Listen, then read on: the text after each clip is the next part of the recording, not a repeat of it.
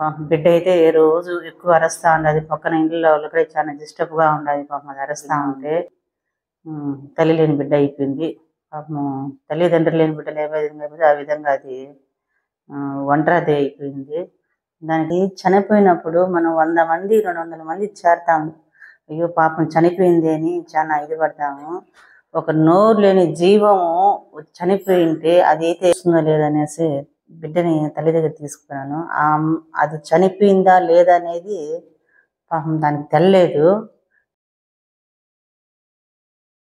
అందరూ బాగున్నారా?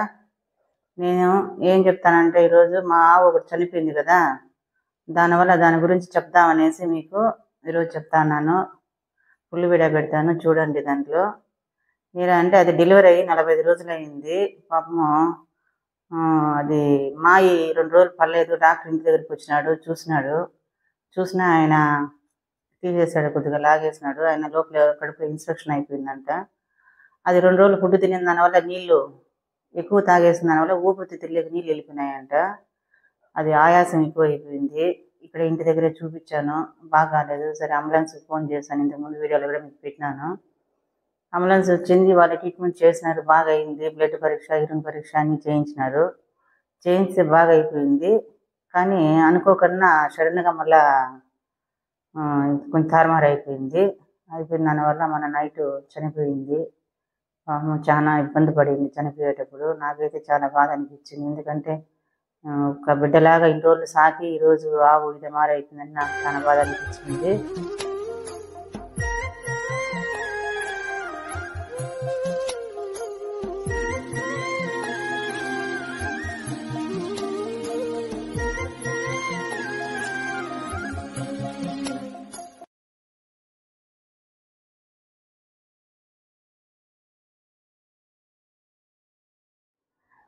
బిడ్డ అయితే ఏ రోజు ఎక్కువ అరుస్తా ఉండదు. పక్కన ఇంట్లో వాళ్ళు కూడా చాలా డిస్టర్బ్గా ఉండదు. పాపం అది అరుస్తా ఉంటే ఇంకేం చేసేది అర్థం కాక ఇంకా గడ్డి తినలేదు, ఏం తినలేదు. కాబట్టి దానికి రోజు తెల్లారితో 2 లీటర్ల పాలు, సాయంకాలం 2 లీటర్ల పాలు ఇలాగ పోస్తాను, తాగుతా ఉంది. బిడ్డ అయితే ఇప్పటి వరకు ఆరోగ్యంగా ఉంది.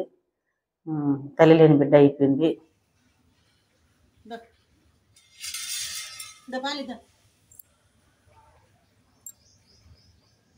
నీకే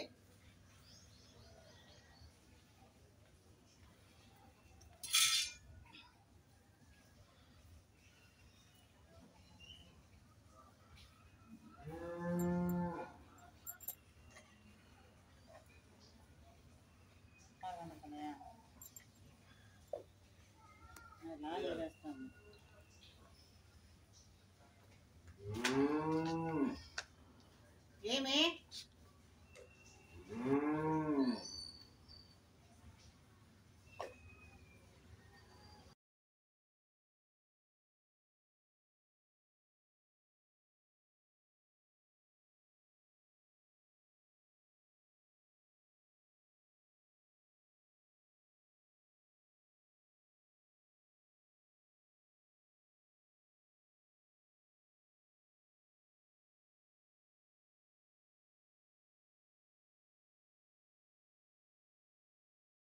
పాపము తల్లిదండ్రులు లేని బిడ్డలు ఏ విధంగా అయిపోయింది, ఆ విధంగా అది ఒంటరిది అయిపోయింది. దానికి చెల్లెలు ఒకటి ఉన్నది కాబట్టి ఇంకొక ఆవు బిడ్డ దాంతో పాపం అట్లా కాలక్షేపం చేసుకుంటూ ఆడుకుంటూ ఉన్నది.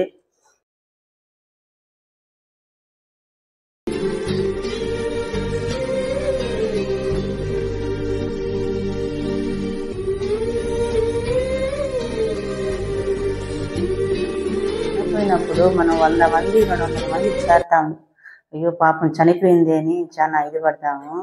ఒక నోరు లేని జీవము చనిపోయింటే అదైతే ప్రతి ఆవుని పొడుస్తుంది. కానీ ఆ ఆవు చనిపోతే ఒక ఆవు కూడా పక్కకు పోకుండా ప్రతి ఆవు పోయి తాకి కొంతసేపు 2 గంటల సేపు పైన మౌనం పాటించి నేను తోలినా కూడా పోకుండా దాని దగ్గరే వర్షంలోనే అట్లే దాని దగ్గరే ఉన్నాయి అవి.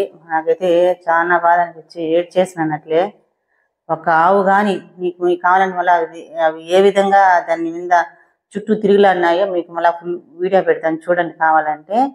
పాపం నోరులోని జీవాలు కూడా పాపం చాలా ఇబ్బంది పడినాయి. అది చనిపోతే స్నేహితురాలు చనిపోయిందని ఉద్దేశంతో చాలా బాధ అనిపించిందండి. ఎందుకంటే ఒక కుక్క తోడు కుక్క చనిపోతే ఎంత బాధపడుతుందో, ఒక ఆవు చనిపోతే ఆవులకు కూడా ఎంత ప్రేమ ఉంటుందా అని అనిపించింది నాకైతే. అంత ప్రేమగా అది ఉన్నాయండి ఆవులు.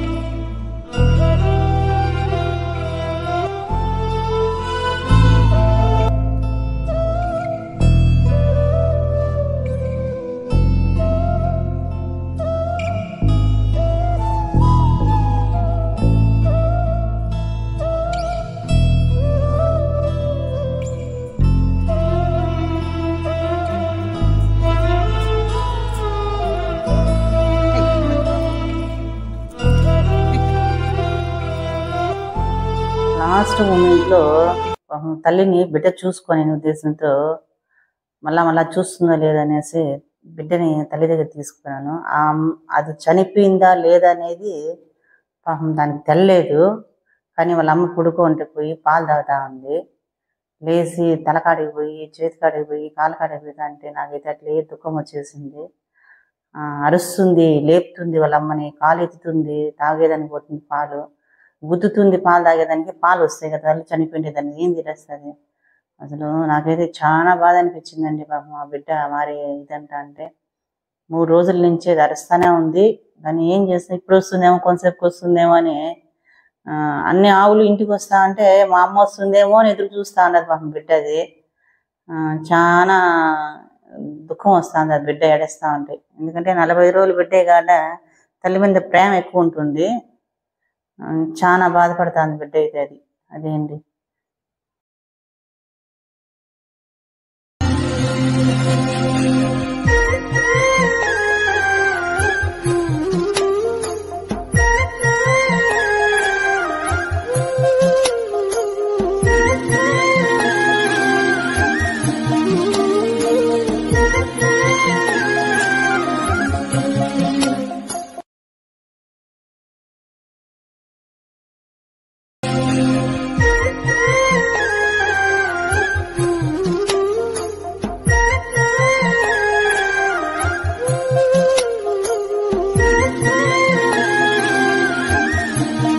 అందరికీ తెలియజెప్పడం ఏంటంటే, నేను దాని సమస్య అయితే నేను అర్థం చేసుకున్నాను. కాబట్టి ఆవు సూలు మీద ఉండగానే కాల్షియం బాటిల్ 2 బాటిల్ ఎక్కిచ్చేసినామంటే దానికి ఆ నొప్పులు వచ్చినప్పుడు తట్టుకునే శక్తి ఉంటుందంట. డాక్టర్ చెప్పినాడు నాకు.